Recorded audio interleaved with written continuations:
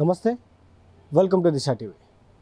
నిన్న స్వతంత్ర దినోత్సవ వేడుకలు జరిగిన తర్వాత సంగారెడ్డిలో జరిగినటువంటి సభలో ముఖ్యమంత్రి రేవంత్ రెడ్డి చేసినటువంటి వ్యాఖ్యలు అటు నిరుద్యోగులలో మరి ఆవేశాన్ని పెంచిందా లేకపోతే ఆలోచన పెంచిందా అర్థం కావట్లేదు. ఎందుకంటే 80,000 ఉద్యోగాలు ఇచ్చేసామని ఒక సైడ్ చెప్తా ఉన్నాడు. మరి ప్రతి 6 నెలలకు ఒక నోటిఫికేషన్ వస్తుందంటూ కూడా కొన్ని వ్యాఖ్యలు చేయడం జరిగింది. మాట్లాడేటువంటి ప్రయత్నం చేద్దాం. మనతో పాటు చిక్కడపల్లి లైబ్రరీకి సంబంధించినటువంటి నిరుద్యోగి నరేష్ గారు ఉన్నారు. మాట్లాడేటువంటి ప్రయత్నం చేద్దాం.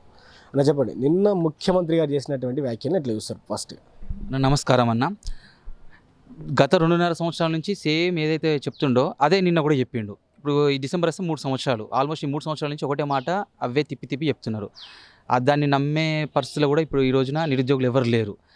ఇప్పుడు ఏమంటుండు, ఇప్పటివరకు 70,000 176 ఉద్యోగాలు భర్తీ చేశామని అంటుండు. అందులో ఎంతవరకు మీ ప్రభుత్వం వచ్చినాక మీరు ఇండెంట్లు తయారు చేసి, మీరు నోటిఫికేషన్లు ఇచ్చి, మీరు ఎగ్జామ్స్ పెట్టి, మీరు అపాయింట్మెంట్ రిజల్ట్ ఇచ్చి, మీరు అపాయింట్మెంట్ ఇస్తే ఇచ్చిన ప్రూఫ్ చూపించండి ఒకటి. అది చూపించకుండా వీళ్ళు ఇట్లా చెప్తున్నారన్న. ఇప్పుడు అదే నిజమే అయి ఉంటే వీళ్ళు మన అసెంబ్లీ సెషన్స్లో విద్యుత్ గురించి అలాగే నిధుల గురించి ఒక శ్వేతపత్రం రిలీజ్ చేసిళ్ళు. అలానే ఇవి కూడా మీరే ఇచ్చినామని చెప్తే ఒకటి వైట్ పేపర్ రిలీజ్ చేయండి, అదే అసెంబ్లీ సాక్షి రిలీజ్ చేయండి, మేము నమ్ముతాం. కానీ మీరు అట్లా ఇవ్వకుండా మీరు అన్ని సభలలో సేమ్ రిపీటెడ్ అది ఏదో క్యాసెట్ రికార్డ్ చేసుకొని వచ్చి చెప్పిన మాటలు చెప్పినట్టు ప్రతి సభలో సేమ్ అవే మాటలు గత 3 సంవత్సరాల నుంచి ఇవే చెప్పుకుంటూ అవి మాత్రం ఎంతవరకు నిజం కాదు. మేము నమ్మే పరిస్థితుల్లో నిరుద్యోగులు లేరు. అంటే గత ప్రభుత్వం చేతగాని లేకపోతే వాళ్ళ చేతగాని వైఖరి వల్లనే ఉద్యోగాలను ఎగ్జాక్ట్ నోటిఫికేషన్ ఇచ్చి ఎలక్షన్ ముందు ఎలక్షన్ కూడా వచ్చే విధంగా ప్లాన్ చేసి వెళ్ళిపోయారు. కాబట్టి మేము ఆ ఉద్యోగులందరికీ కూడా అన్యాయం జరగద్దని ఒక నెపంతోనే మేము 70,000 మందికి మేము అక్కడ నియామక పత్రాలు దాదాపు 60,000 మందికి ఇచ్చినాం. ఇప్పుడు వచ్చినటువంటి ప్రభుత్వంలో 12 నుంచి 13,000 నోటిఫికేషన్లు ఇచ్చి మేము ఉద్యోగాలు భర్తీ చేసినామని రాష్ట్ర ప్రభుత్వం చెప్తుంది. నిజం కాదా? 100% నిజంగా. అంటే వాళ్ళు అట్లా చేసిళ్ళు కాబట్టి వాళ్ళ గురించి చెప్పింది నిజం. వాళ్ళు అట్లా చేసిళ్ళు కాబట్టి మేము వాళ్ళకి ఓట్లు వేయలే, మీకు సపోర్ట్ చేసినాం. మీరేమన్నారు, మాకు ఇస్తాం, మాకు మాతోనే ఓట్లు వేయించుకున్నారు, మమ్మల్ని నమ్మించిళ్ళు, మాతో బస్ యాత్రలు చేయించుకున్నారు, మేము ఓట్లు వేసినాం, మిమ్మల్ని నమ్మి మేము ఓటు వేసాం. కానీ వాళ్ళు ఏ విధంగా చేసిలో మీరు అదే విధంగా చేస్తున్నారు. వీళ్ళకి పెద్ద తేడా ఏం లేదు. వాళ్ళు చేసిన సేమ్ యాస్టిస్ వీళ్ళు చేస్తున్నారు. మళ్ళీ ఇప్పుడు ఏమంటుండు, 6 నెలలకు ఒకసారి ఎగ్జామ్ కండక్ట్ చేస్తా అంటుండు. ఇంకా ఎన్ని 6 నెలలు పోతాయి? ఇట్లా దగ్గర 3 సంవత్సరాల నుంచి ఇవి 6 నెలలు మస్తుగా పోయినాయి. నమ్మే సిచ్యువేషన్ అయితే మేము లేమన్నా, అసలు లేం సార్. అవి వస్తాయన్న గ్యారంటీ కూడా లేదు, మాకు ఆ హోప్ కూడా లేదు. అవే అబద్ధం మాటలు చెప్తున్నారు. ఈవెన్ మినిస్టర్స్ అయినా అవే చెప్తున్నారు, సీఎం గారు అయినా అదే చెప్తున్నారు. వాళ్ళు చెప్పే మాటలు క్రెడిబిలిటీ కూడా లేదు. అయితే గతంలో మరి ఎమ్మెల్యేలు మంత్రులు దాదాపు 70,000 ఒక ఆయన, 75,000 ఒక ఆయన, 1,00,000 ఒక ఆయన, 85,000 ఒక ఆయన వరుసగా వాళ్ళు చెప్తా ఉన్నటువంటి పరిస్థితి. నిన్న ముఖ్యమంత్రి గారే స్వయంగా 80,000 ఉద్యోగాలు ఇచ్చినామని చెప్తా ఉన్నా కూడా నిరుద్యోగులు నమ్మరా? నమ్మం సార్ 100% నమ్మం. ఎందుకంటే అవి వీళ్ళు ఇచ్చినాయి కాదు కదా. నేను చెప్తున్నా కదా, అది పాత ప్రభుత్వం ఇచ్చిన నోటిఫికేషన్లకి వీరు లాస్ట్ మూమెంట్లో వచ్చి రిజల్ట్ ఇచ్చి అపాయింట్మెంట్లు ఇచ్చిళ్ళు. వీళ్ళు ఎక్స్ట్రాగా యాడ్గా రిలీజ్ చేసిన నోటిఫికేషన్లు 14,000 మాత్రమే. రీసెంట్గా మొన్న కానిస్టేబుల్ నోటిఫికేషన్ 7,437 పోస్టులతో కానిస్టేబుల్ నోటిఫికేషన్ రిలీజ్ చేసిళ్ళు. దీని గురించి కూడా పోస్ట్ ఇంక్రీజ్ చేయని ఎంత గొడవ చేసినా దాన్ని పట్టించుకుంటలేరు, అక్కడికే క్లోజ్ చేసేసిళ్ళు. అది పెంచమంటే పెంచట్లే.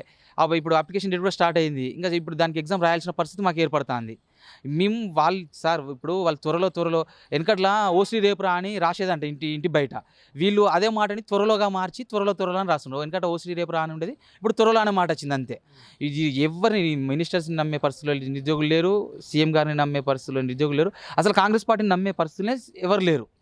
వీళ్ళు ఇట్లా చేసుకుంటూ పోతే లాస్ట్ మూమెంట్లు ఇస్తే లాస్ట్ మూమెంట్లో టీఆర్ఎస్ ప్రభుత్వం అట్లా చేసింది సార్. లాస్ట్ అన్ని ఇచ్చుకుంటూ వెయిట్ చేపించి లాస్ట్ మూమెంట్లు ఇచ్చింది. లాస్ట్ మూమెంట్ పేపర్ లీక్ చేసింది. ఇప్పుడు వీళ్ళు కూడా అదే సేమ్ సిచ్యువేషన్ చేస్తున్నారు. మొత్తం అంతా ఆపి 3 సంవత్సరాలు ఆపి లాస్ట్ మూమెంట్లు ఇద్దామని చేస్తున్నారు. లాస్ట్ మూమెంట్లు ఇస్తే ఏమైతే సార్, మళ్ళీ ఎగ్జామ్స్ కొలాడ్ అవుతాయి, మళ్ళీ సెంట్రల్ ఎగ్జామ్స్ ఉంటాయి సార్. ఇప్పుడు ఇక్కడ ప్రతి నిరుద్యోగం అంటే ఆశాజీవి, బట్ ప్రతి ఎగ్జామ్ ప్రిపరేషన్ అవుతాడు. ఇప్పుడు సెంట్రల్ ఎగ్జామ్స్ ప్రిపేర్ అవుతాం, స్టేట్ ఎగ్జామ్ ప్రిపేర్ అవుతాం, ఇందులో RRB exams, staff selection commission exams, bank ఎగ్జామ్స్కు వీళ్ళు ప్రిపేర్ అవుతుంటే మనకు ఒక క్యాలెండర్ ఉంటుంది.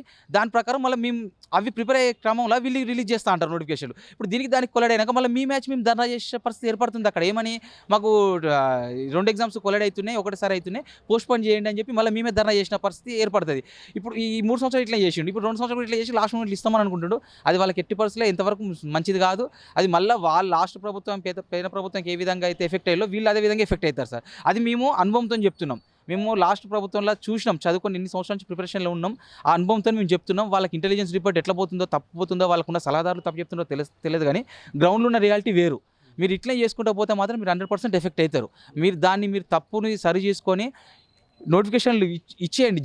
జనరల్ డిగ్రీకి ఎలిజిబుల్ ఉన్న నోటిఫికేషన్స్ ఇంతవరకు ఒక్కరు రాలేదు సార్. ఏవి వాళ్ళు ఇచ్చిన 16,000 నోటిఫికేషన్స్ కూడా ఓన్లీ మన నర్సుకి సంబంధించిన నోటిఫికేషన్స్, మన హెల్త్ డిపార్ట్మెంట్ సంబంధించిన నోటిఫికేషన్స్ ఇచ్చిళ్ళు. కానీ జనరల్ డిగ్రీతోని కంప్లీట్ చేసుకున్న బీటెక్ కానీ డిగ్రీ కానీ క్వాలిఫికేషన్ ఉన్న క్యాండిడేట్స్తోని పాస్డ్ అవుట్ అయిన క్యాండిడేట్లకి ఇంతవరకు ఏ నోటిఫికేషన్ కూడా రాలే. సో వాస్తవంగా నేను ముఖ్యమంత్రి గారు మాట్లాడుకుంటూ నిరుద్యోగులందరూ కూడా బీఆర్ఎస్ భ్రమలో పడతా ఉన్నారు. సో బీఆర్ఎస్ భ్రమలో పడొద్దంటూ కూడా ఆయన రిక్వెస్ట్ చేసినట్టు పరిస్థితి. నిజంగా నిరుద్యోగులు బీఆర్ఎస్ భ్రమలో పడి బీఆర్ఎస్కి సపోర్ట్గా నిలబడతా ఉన్నారు. మేము బీఆర్ఎస్ పార్టీకి అయితే వాళ్ళ వలలో పడి కానీ వాళ్ళకి సపోర్ట్ కానీ మేము లేము. కానీ ఒకానొక సందర్భం వస్తుంది, ఏమవుతుంది, ప్రతిపక్షమే ప్రజల పక్షం అవుతుంది. ఆ టైంన మా గొంతు వింటలేరు మీరు, మా గొంతు బలంగా లేదు. అప్పుడు మేము ఆటోమేటిక్గా వాళ్ళు హెల్ప్ తీసుకోవాల్సి వస్తుంది. మేము తీసుకునేదాన్ని, మేము వాళ్ళ హెల్ప్ తీసుకుందామని మేము అనుకుంటాను. కానీ వాళ్ళు దాన్ని ఏం చేస్తున్నారంటే వాళ్ళు దాన్ని వాడుకుంటారు. మేము వాళ్ళ వలలో పడకుండా వాళ్ళు మమ్మల్ని వాడుకోకుండా ఉండాలనే మేము మేమే సొంతంగా ధర్నాలు, ర్యాలీలు, నిరసనలు వ్యక్తం చేస్తా అంటే మీరు పట్టించుకోకుండా మళ్ళీ చెప్పిన మాటలే చెప్తున్నారు. కానీ వాళ్ళు ఏం చేస్తారు, ఇప్పుడు క్యాచ్ చేసుకుంటారు, 100% క్యాచ్ చేసుకుంటారు. వాళ్ళు క్యాచ్ చేసుకోకుండా మీరే నోటిఫికేషన్స్ ఇస్తే మేము వాళ్ళు క్యాచ్ చేసుకున్నా మేము అక్కడికి పోయే పరిస్థితి ఎందుకు ఏర్పడుతుంది? మేము వాళ్ళు చెప్పిన మాటలు ఎందుకు మేము వినే పరిస్థితి ఏర్పడుతుంది? మీరు ఇస్తలేరు కాబట్టి మేము వాళ్ళు చెప్పే మాటలకి మేము ప్రలోభాలకు లొంగాల్సి వస్తుంది అంటది. ఎందుకంటే మేము లాస్ట్ టైంలో కూడా మేము ఇంతే, టీఆర్ఎస్ మాకు కరెక్ట్ లేదు కాబట్టి మేము మీకు సపోర్ట్ చేసినాం, లేదా మేము కాంగ్రెస్ కింద సపోర్ట్ చేసేవాళ్ళం ఆ రోజున. ఎందుకు మీరు ప్రతిపక్షం ఉన్నారు కాబట్టి ప్రతిపక్షమే ప్రజల పక్షం అని మా గొంతు ఆ రోజు బలంగా లేదని చెప్పేసి మేము మీ సహాయం తీసుకున్నాం. సాయం తీసుకొని మీరేదో మాకు మంచి చేస్తారు అనుకుంటే మీరు మాకు మంచి చేయకపోను ఇంకా చెడు విపరీతంగా చేసిళ్ళు. సో ఇప్పటికైనా ముఖ్యమంత్రి గారు చెప్తా ఉన్నారు 6 నెలలకు నోటిఫికేషన్ ఇస్తా అని ఖరాఖండిగా ప్రజలందరి ముందు స్వాతంత్ర దినోత్సవం వేదికగా ఆయన చెప్పడం జరిగింది. ఇప్పటికీ నమ్మకం లేదు 6 నెలలకు ఒకసారి ఇస్తా అంటే? ఇప్పటికి కూడా నమ్మరా? ఇప్పటికి కూడా సేమ్ అవే ధర్నాలు చేస్తారా? ఇప్పటికి కూడా ఆయన చదువుకోమని రిక్వెస్ట్ చేస్తా ఉన్నారు.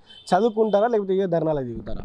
ఇవే ధర్నాలకు దిగుతాం సార్, 100% ఇవే ధర్నాలకు దిగుతాం. ఎందుకంటే నమ్మడం అనేది ఇంపాసిబుల్. వాళ్ళు నమ్మకాన్ని కోల్పోయారు. మనిషి ఒకసారి అబద్ధం చెప్పిన మాట నమ్మచ్చు, 2 సార్లు చెప్పచ్చు, అవతల వ్యక్తి నమ్మచ్చు. కానీ ఇన్నిసార్లు రిపీటెడ్గా ఒకే అబద్ధాన్ని ఎన్నిసార్లు మీరు నిజం చేసి నమ్మిద్దాం అనుకుంటారు? అది నమ్మే పరిస్థితులు ఎవరు లేరు. మీరు సర్పంచ్ ఎలక్షన్స్ కూడా ఇస్తే సార్, సర్పంచ్ ఎలక్షన్స్ బిఫోర్ మీరు ఏ పార్టీ ప్రలోభాలకు లొంగకండి, ఏ పార్టీ చేతిలో మీరు చిక్కకండి, మేము నోటిఫికేషన్లు ఇస్తాం, మీరు చదువుకోండి, 40,000 ఉద్యోగాలు రెడీగా ఉన్నాయని ఎగ్జాక్ట్ సర్పంచ్ ఎలక్షన్స్ బిఫోర్ అన్నారు. సరే ఇప్పుడే కదా ప్రభుత్వం వచ్చింది, సరే వెయిట్ చేద్దాం, వేస్తారేమో అని వెయిట్ చేసినాం. సర్పంచ్ ఎలక్షన్స్ అయిపోయి సంవత్సరం అవుతుంది. ఏవి సార్ 40,000 ఉద్యోగాలు ఎక్కడ పోయినాయి? ఇప్పుడు ఎమ్మెల్సీ ఎలక్షన్స్ వస్తున్నాయి, జిహెచ్ఎంసీ ఎలక్షన్స్ వస్తున్నాయి, ఎంపీటీసీ జెడ్పీటీసీ ఎలక్షన్స్ వస్తున్నాయని మళ్ళీ అదే మాట చెప్తుండు. ఇదే మాట రిపీటెడ్గా చెప్తున్నారు. వాళ్ళ మాటలో ఎటువంటి చేంజ్ లేదు. అదే క్యాసెట్ రికార్డ్ చేసుకొని మన టేప్ రికార్డులు వేస్తే ఎట్లా రిపీటెడ్గా అదే సాంగ్ వస్తుందో వీళ్ళు రిపీటెడ్గా అవే మాటలు చెప్తున్నారు. ఆయన నమ్మే సిచ్యువేషన్లో స్టూడెంట్స్ అయితే లేరు. సో చివరిగా మీరు ఏం చెప్పదలుచుకున్న ఈ అంశంపై, నిన్న ముఖ్యమంత్రి చేసినటువంటి వ్యాఖ్యలపై ముఖ్యమంత్రి గారు కావచ్చు, రాష్ట్ర ప్రభుత్వానికి ఏం చెప్పదలుచుకున్నారు? సార్ నేను ఒకటే సార్ చెప్పేది, మీరు నోటిఫికేషన్స్ వేస్తే మేము ఏ ధర్నా చేయాల్సిన పరిస్థితి ఏర్పడదు. ఎందుకు చేస్తాం? మేము నోటిఫికేషన్ వేస్తాం, మేము చదువుకుంటాం, లైబ్రరీలో కూర్చొని స్టడీ హాల్లో కూర్చొని చదువుకుంటాం. ఇప్పటికే మాకు తల్లిదండ్రులు డబ్బులు పంపిస్తాంట సార్, హాస్టల్ ఫీజులు కట్టుకుంటా, స్టడీ హాల్ల ఫీజులు కట్టుకుంటా, కోచింగ్ సెంటర్ల ఫీజులు కట్టుకుంటా, బుక్స్కు డబ్బులు పెట్టి కొనుక్కొని మేము ఇంత కష్టపడి చదువుకుంటే మా కాలానంతా వృధా చేసుకొని ఇక్కడ ఉండి చదువుతుంటే వాళ్ళు ఎవరో వచ్చి మీరు రండి అని మమ్మల్ని రెచ్చగొడితే మేము ఎట్లా రెచ్చిపోతాం సార్? మేము ఇంపాసిబుల్ రెచ్చిపోం. మీరు నోటిఫికేషన్ వేస్తే మేము రెచ్చిపోం.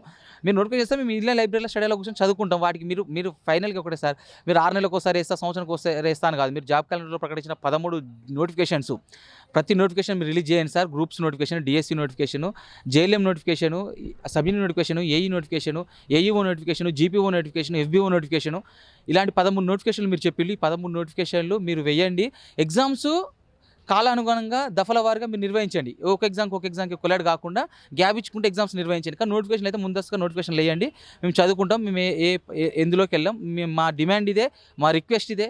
మీరు చేయని పక్షాల్లో మేము మళ్ళీ ఖచ్చితంగా ధర్నాలు చేస్తాం, ర్యాలీలు చేస్తాం, నిరసనలు చెప్తాం, ప్రెస్ క్లబ్లో మీటింగ్లు పెడతాం, ధర్నా చౌక్లో ధర్నాలు చేస్తాం. ఇదే నిరుద్యోగి చెప్తున్నటువంటి మాట. ఏదైతే ప్రభుత్వం చెప్పినటువంటి మాటను నమ్మేటువంటి పరిస్థితి లేదు. గతంలో కొన్ని వందల సార్లు ఇదే అబద్ధాన్ని చెప్పారు కాబట్టి ఇప్పుడు కూడా వారు ఇచ్చినటువంటి మాట నమ్మేటువంటి పరిస్థితి లేదు. నిజానికైతే వారు ఇచ్చినటువంటి ఏవైతే 13 మెయిన్ నోటిఫికేషన్లు ఇస్తామని చెప్పారో ఆ 13 మెయిన్ నోటిఫికేషన్లు ఇచ్చిన తర్వాత దఫల వారీగా మాకు ఎగ్జామ్లు పెట్టండి, మమ్మల్ని నిరుద్యోగుల్ని గుర్తించి మా ఉద్యోగాలను మాకు ఇవ్వాలని కూడా వారు డిమాండ్ చేస్తూ ఉన్నారు. సో లేని పక్షంలో యథావిధిగా ధర్నాలు, రాస్తారోకోలు, ప్రెస్ క్లబ్లో మీటింగ్లు యథావిధిగా నడుస్తాయంటూ కూడా వారు చెప్తా ఉన్నారు. మరి రాష్ట్ర ప్రభుత్వం నిజంగానే 6 నెలలకు నోటిఫికేషన్ ఇస్తుందా? సో ఇచ్చినటువంటి నోటిఫికేషన్ ఎన్ని వేల నోటిఫికేషన్ ఇస్తుంది? 4,000 నోటిఫికేషన్, 5,000 నోటిఫికేషన్ ఇస్తే విద్యార్థులు లక్షల సంఖ్యలో ఉన్నారు. నిరుద్యోగులు లక్షల సంఖ్యలో ఉన్నారు. సో ఆ లక్షల సంఖ్యలో ఉన్నటువంటి నిరుద్యోగులతోటి ఏవైతే అప్లికేషన్ ఫీజులతోటి క్యాష్ చేసుకుంటుందా, లేకపోతే నిజంగానే ఒక 10,000 నోటిఫికేషన్, ఒక 20,000 నోటిఫికేషన్, పెద్ద నోటిఫికేషన్ ఇస్తుందా లేదా అనేది కూడా వేచి చూడాలి. చూస్తున్నానండి దిశ టీవీ. నేను మీ journalist Srikanth, video journalist Prashanth from Chikkadpally library, Hyderabad.